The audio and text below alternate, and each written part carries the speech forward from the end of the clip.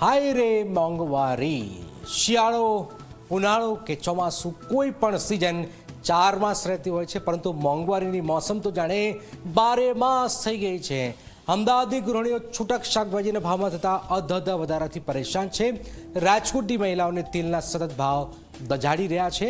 આખરે કેમ તેલ અને શાકભાજીના ભાવમાં સતત વધારો થઈ રહ્યો છે? ક્યારે અટકશે આ સિલસિલો? શા માટે આ મોંઘવારીની વાત થઈ રહી છે? શું થયું છે? આવું જોઈએ, જાણીએ, સમજીએ।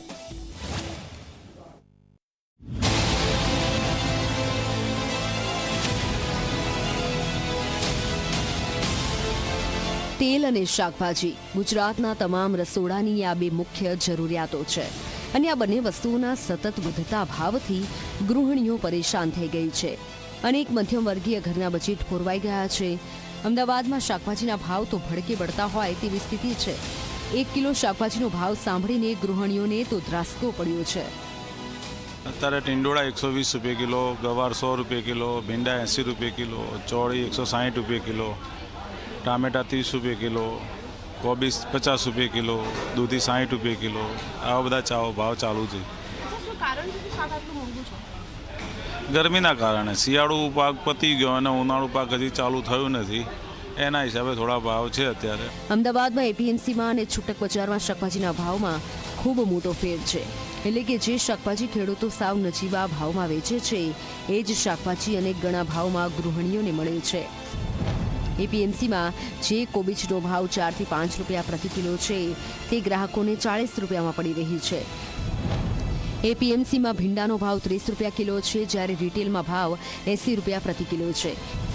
એપીએમસીમાં ગવારનો ભાવ 30 થી 40 રૂપિયા પ્રતિ કિલો છે, જ્યારે રિટેલમાં ભાવ 100 રૂપિયાએ છે। એપીએમસીમાં મોટાભાગની શાકભાજી 30 થી 40 રૂપિયા કિલો, જે ગ્રાહકને 100 થી 120 રૂપિયા કિલોમાં પડી રહી છે।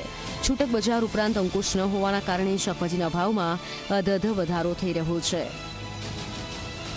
આપણે પણ થોડાક મજબૂર છે એમ કે ભાઈ આપણે પણ અહીંયા માર્કેટમાં થોડું વધારે સારી ક્વોલિટીનું આ માર્કેટમાં મળે છે, એટલે આપણે અહીંયા આવતા હોય છે। પણ સ્પેશિયલી ઘરે જે બધા આવતા હોય છે, એ લોકોનો તો આના કરતાં પણ વધારે રેટ હોય છે થોડો, કેમ કે હવે જેમ જેમ સમર છે, આપણે અમુક અફોર્ડિંગ ક્લાસ ઓફ પીપલ હોય છે, પણ જે લોકો અફોર્ડ નથી કરી શકતા એ લોકો માટે તો થોડું જરૂરી છે કે એ લોકો થોડુંક રેટને કન્સિડરેટ કરે તો વધારે સારું એમ।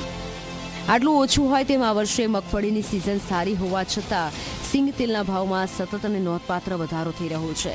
દિવાળીથી અત્યાર સુધીમાં સિંગ તેલના ભાવમાં 550 થી 600 રૂપિયા જેટલો તોતિંગ ઉછાળો નોંધાયો, તો કપાસિયા તેલના ભાવમાં 3 મહિનામાં 30% વધારો થયો, જેના પાછળ યુદ્ધ સહિતના કારણો જવાબદાર છે।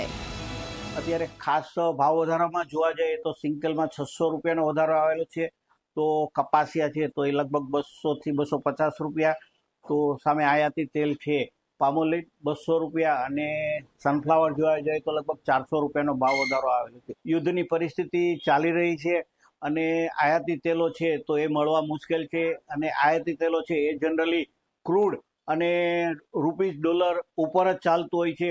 તો હવે આવતા દિવસોમાં યુદ્ધ કેટલું આગળ ચાલશે એની ઉપર અવલંબશે।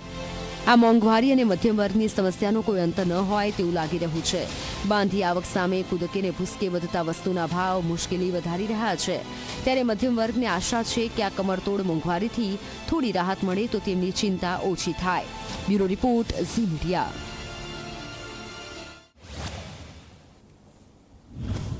એક સમય તો ગીત પણ ગવાતા સખી સૈયા